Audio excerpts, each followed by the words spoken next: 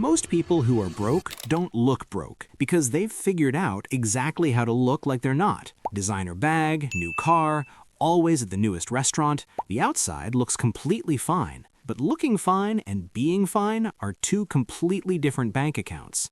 So here's how you actually tell the difference. 10 signs someone is living way beyond what they earn. And be honest with yourself while we go through these. Sign 1. Brand new car, cheap apartment.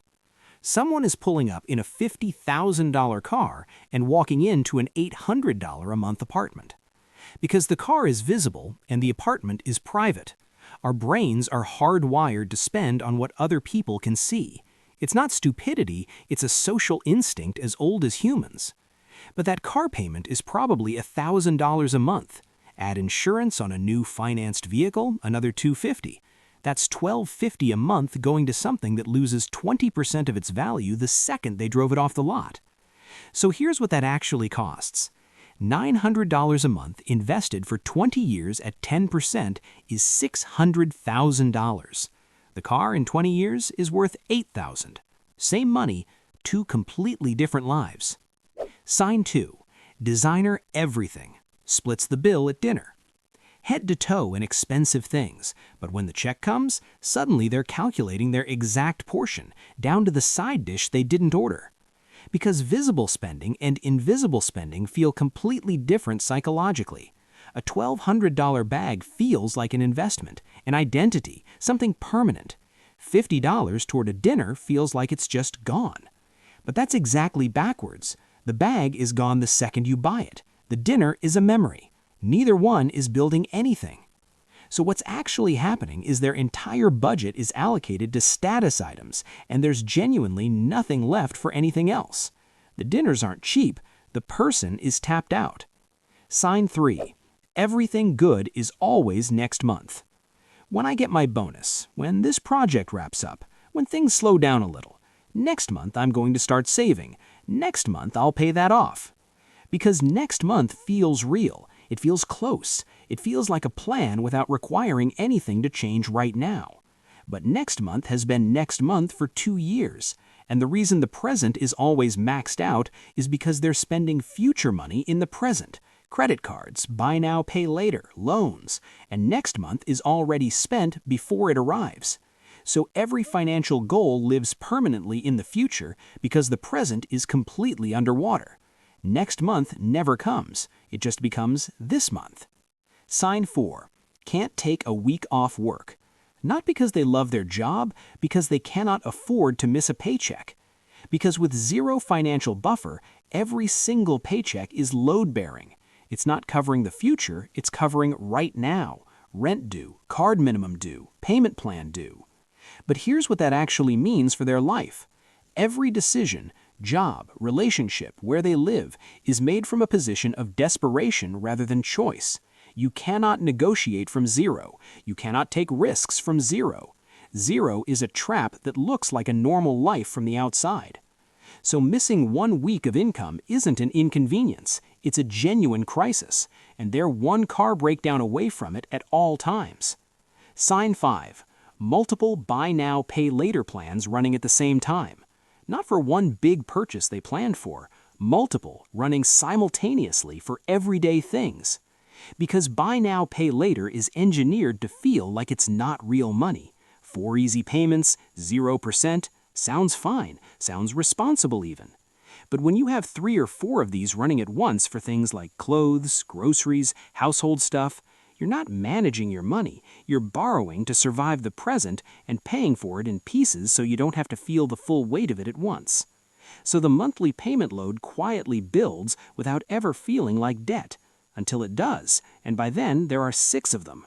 Sign 6. Apartment they cannot afford because of how it looks on a screen. High ceilings, good light, nice neighborhood, the kind of place that photographs well. Because in 2025, where you live isn't just where you sleep. It's content. It's the backdrop of your life as other people see it. And that has real psychological value to a brain that has grown up watching other people's curated lives online. But rent that eats 50–60% of take-home pay isn't aesthetic. It's a financial emergency in slow motion. There's no buffer. There's no investing. There's no freedom, just a beautiful apartment that quietly consumes everything. So they're essentially paying a premium every month to look like they're doing better than they are. The apartment is the performance, the bank account is the reality. Sign 7. Expensive hobbies avoids any conversation about money. Golf every weekend, ski trips, boat stuff, always something. Because hobbies are easy to justify as lifestyle, health, happiness, experiences. Nobody questions a hobby the way they'd question a splurge. But every expensive hobby is a recurring cost that compounds. Gear, memberships, trips, the social spending that comes with the crowd those hobbies attract. And when you ask this person about their retirement account or what they're investing in, they go quiet, or they laugh it off, or they change the subject. So the hobbies aren't the problem. The avoidance is. People who are genuinely okay with their finances talk about money. People who aren't, don't. Sign 8. Knows every new restaurant, has no retirement account. First one to find the spot that opened last week, always up on where to go and what to order. Because novelty is dopamine. A new restaurant, a new experience, a new thing to talk about. The brain rewards all of it in real time. Retirement is abstract. 40 years from now is not real to the part of your brain making spending decisions today.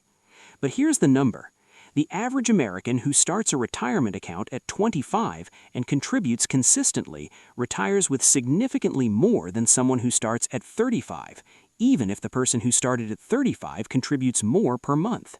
The 10 years of compound growth in your 20s is worth more than the extra contributions in your 30s. Every year of delay has a price. It just doesn't feel like one yet. So the restaurants aren't the issue.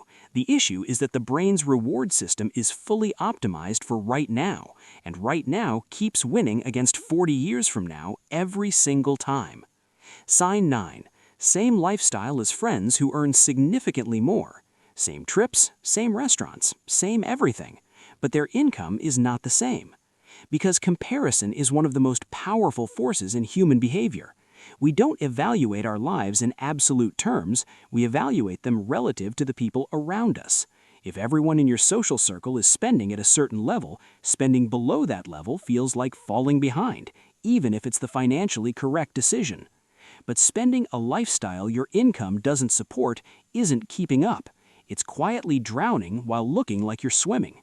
Credit cards, debt, zero savings, all of it invisible to the group, all of it compounding in the background. So the most expensive thing in a lot of people's lives isn't their rent or their car, it's their social circle and the silent pressure to match a number that was never theirs to match. Sign 10. Calls money stuff boring, says they'll figure it out later.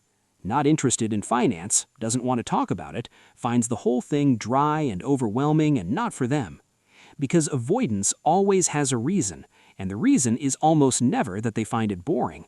The reason is that engaging with it means confronting something uncomfortable, a number they don't want to see, a decision they've been postponing, a gap between where they are and where they thought they'd be by now. But later is the most expensive word in personal finance. The math on waiting is brutal. Every year you delay building a financial foundation is a year compounding works against you instead of for you.